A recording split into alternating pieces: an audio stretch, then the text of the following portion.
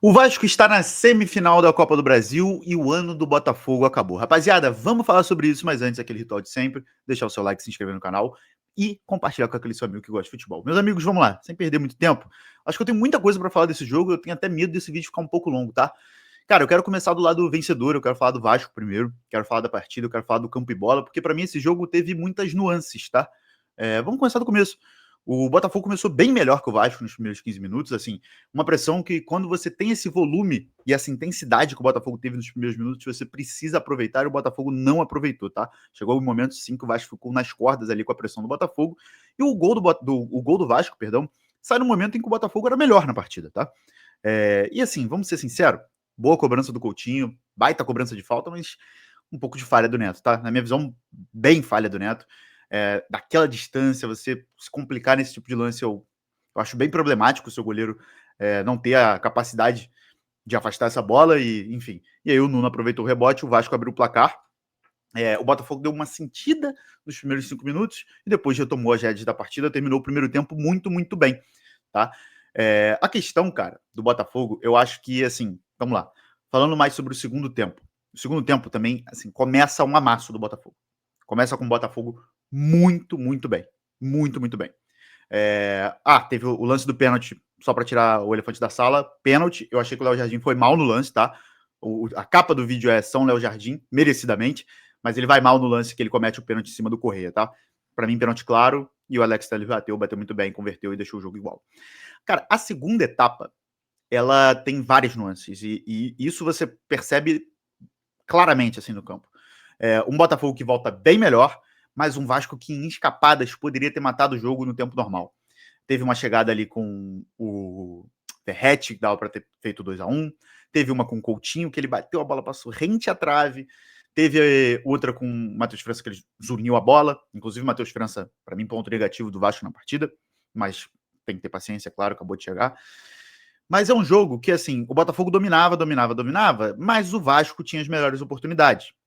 E aí, quando o Botafogo mexe e tira o Jefinho, que, assim, vamos ser sinceros, a partida individual do Jefinho, assim, muito, muito abaixo. Muito abaixo, assim, horrível. É um jogador que eu tenho sérios problemas com ele, eu acho ele péssimo. Não entendi porque o Montoro também não entrou no Botafogo. Mas um Vasco que sabia ser resiliente, suportar a pressão, e saía bem nos contra-ataques, era bem perigoso nos contra-ataques, perde o Coutinho. Quando o Coutinho sai e as mexidas do Botafogo dão um resultado, ali com a entrada do Arthur, que não estava muito bem, mas com a entrada do Matheus Martins, que para mim entrou bem no jogo até, você percebe que ali há um claro domínio do Botafogo e que os pênaltis eram muito melhor para o Vasco, aquela altura que o Coutinho sai. Só que aí veio a lesão do Arthur, que pediu para sair. E aí entra o Cris Ramos e fica aquelas duas torres do Botafogo, Cris Ramos e Arthur Cabral. E aí o Vasco começa a mandar na partida, porque vira um jogo de ataque contra ataque, né? Porque o meio-campo do Botafogo simplesmente desaparece, que o Botafogo entra no 4-2-2-2, fica aberto, né? Perde aquele terceiro homem do meio, né? Que estava com o Arthur Savarino e o Matheus Martins. O Arthur sai, fica um espaço, um buraco no meio-campo. E aí o Robert Renan começa a brincar ali no meio-campo do Botafogo. Ele começa a pegar bolas na defesa e ir atravessando o campo sozinho. Se não tivesse ninguém ali. Fica um buraco no meio-campo do Botafogo. O Botafogo demora a se adaptar. Para mim, nem se adaptou direito. E aí o Vasco começa a mandar no jogo, mesmo sem Coutinho, e começa a ser bem melhor. Tanto que quando acaba para os pênaltis, quem teve que dar graças a Deus nos últimos 10 minutos, porque acabou o jogo, foi o Botafogo. Quem lamentou que o jogo acabou foi o Vasco. Porque assim, o Vasco mandava no jogo. Se tivesse mais 5, 10 minutos, dava tranquilamente pro Vasco fazer o gol. Óbvio que o Botafogo foi melhor no jogo inteiro, mas isso também mostra que o Vasco foi muito resiliente, é um time muito competitivo, o time conseguiu ser competitivo, tá? O Vasco foi pior para mim no geral, né? Juntando o jogo de São Januário e o jogo no Newton Santos, o Vasco foi pior, mas o Vasco conseguiu competir, e nos últimos 10 minutos da partida no Newton Santos era melhor na partida e merecia até o gol, né?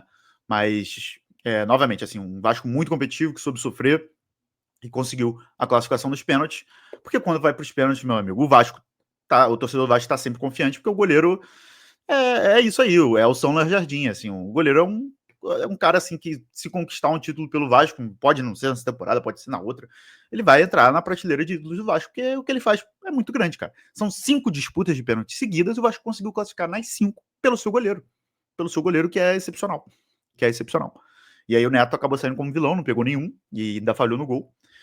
Mas, assim, cara, excepcional o que fez o Léo Jardim. Pegou um pênalti do Alex Telles, cara. Pegar pênalti do Telles é difícil pra cacete, velho. Muito mérito dele. E mérito do Vasco, que conseguiu essa classificação contra todas as probabilidades, tá? Não vou aparecer aqui e falar, eu sabia, porque não. Minha aposta era que o Botafogo ia conseguir a classificação. Inclusive, dos classificados, eu não sou muito bom de palpite, acertei 3, errei 1.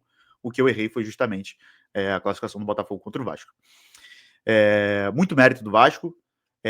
Um alívio que essa competição só vai ser disputada lá em dezembro, pós-Campeonato Brasileiro. Então o Vasco agora tem apenas uma competição e apenas uma meta, que é chegar a 45 pontos, zerar todas as probabilidades contra a queda de rebaixamento, salvar o rebaixamento e depois pensar nas semifinais da Copa do Brasil. Já falo um pouco sobre Fluminense e Vasco na semi. Olhando agora para o lado perdedor, para o Vasco hoje, assim, cara, tem que estar muito feliz, tá? O torcedor do Vasco tem que estar muito feliz, porque bateu no Botafogo. E assim, agora olhando para o lado perdedor, um Botafogo que investiu 700 milhões e faz um ano patético. O 2025 do Botafogo é ridículo, tá? E vamos começar no planejamento. O Botafogo começou o ano sem técnico, tomou uma porrada do Flamengo na Supercopa, que foi 3-1, mas era jogo para muito mais. Perdeu um título pro maior rival. Ah, mas eu não me importo com essa Supercopa, com a Recopa. Começou assim o discurso, né? Ah, não me importo. Isso aí é torneio de pré-temporada. É um torneio de pré-temporada que o Botafogo não tem, né? Porque primeiro, para jogar a Supercopa, você tem que ganhar Brasileiro e Copa do Brasil, coisa que o Botafogo não fez com muita frequência em sua história. E para ganhar a Recopa, o Botafogo disputou sua primeira Recopa e sua primeira Supercopa agora. Né? Não é como se ele tivesse 5 Supercopas e 8 Recopas. Ele tratou como se fosse o Papa Títulos da América. E não é. Não é. Tomou um sarrafo do Flamengo. Começou o ano assim. Veio a Recopa, tomou 4-0 no agregado com um baile de bola. Baile de bola do Racing. O Racing humilhou o Botafogo em 2 jogos, poderia ter sido muito mais. Era jogo para muito mais também. E aí veio o discurso, o ano só começa em abril. Só vai começar em abril. Errou em planejamento, aí trouxe Renato Paiva como técnico. Quando vê no Brasileiro, já tá a 12 pontos do Flamengo. Trocou de técnico, trocou o Paiva, eu acho que tinha que trocar mesmo. Veio o filho do Ancelotti, que pra mim é o menor culpado, tá? Apesar de ter errado na escalação ontem. Tá? Errado, eu não entendo o Montoro não ter entrado. Não sei se era alguma questão física, mas pra mim ele errou na escalação. Para mim, o menor dos culpados. O maior culpado desse ano do Botafogo é John Textor e planejamento. E aí, agora é focar nas Copas. Tem a Libertadores, tem a Copa do Brasil. Veio para a LDU, caiu para a LDU, que é uma vergonha. Para um time que investe 700 milhões numa janela, cair para a LDU é uma vergonha. E caiu para o Vasco na Copa do Brasil. Que também, assim, todo respeito ao torcedor do Vasco, que tem que comemorar muito, porque o que o Vasco fez foi camisada. Foi camisada. É na camisa, é na força da torcida, é na força do estádio, é na força da camisa, é isso. Porque um time que investe 700 milhões cair para um Vasco que tem um elenco muito inferior é vergonha. O ano do Botafogo é vergonhoso. É vergonhoso, gente. É vergonhoso. E o Texto tá dando declaração. Calma, dá para buscar o brasileiro. Dá para buscar? Dá para buscar? 12 pontos atrás do Flamengo? Tem um jogo a menos, pode reduzir para 9, tem um confronto direto. Alguém acha que o Botafogo vai buscar o Flamengo na tabela? A briga pro Botafogo até o final do ano agora é classificar para Libertadores. Então você entra como campeão da América, como campeão brasileiro, gasta 700 milhões e o seu ano se resume a brigar por vaga em Libertadores. Assim, é bem ruim o ano do Botafogo. É patético. É patético. É um time mediano. O Botafogo de 2025 é um time mediano. É um time que briga ali por G6 de Campeonato Brasileiro. É um time que chega nas Copas ali, cai, tá tudo bem. Que perde Supercopa e Recopa e trata como se não fosse nada. E isso parte de soberba do Textor e um pouco da torcida que comprou esse discurso, cara. Óbvio, não são todos, tá? Mas muitos botafoguenses compraram esse discurso. O Flamengo ganhou a Copa Joelma. Tu toma um sarrafo do maior rival na Supercopa e tudo bem. Tu vai pra Recopa que você não tem também. Toma 4-0 no agregado e tá tudo bem. Você contrata Renato Paiva e tá tudo bem. Você vai mal no Brasileiro e tá tudo bem. Você cai na Libertadores, calma que tem a Copa do Brasil. E agora? O ano que só começava em abril, terminou dia 11 de setembro. O ano do Botafogo acabou, gente. A briga pro Botafogo agora é classificar pra Libertadores. E muito olho aberto, tá? Não tem nada garantido de vaga. Se bobear, pega uma pré ali, e aí já é problema pro planejamento do ano seguinte. Então, assim, um erro de planejamento geral do senhor John Textor, um pouco de soberba, assim, na minha visão, de parte da torcida, mas principalmente do John Textor, e esse é o resultado. O resultado é uma eliminação precoce em Libertadores, é uma eliminação para um rival na Copa do Brasil, um rival que está afundado, anos aí sem perspectiva nenhuma, e o torcedor do Vasco tem que comemorar pra cacete essa classificação, bicho. É pra chegar em torcedor amigo que torce o Botafogo e zombar totalmente da cara dos caras.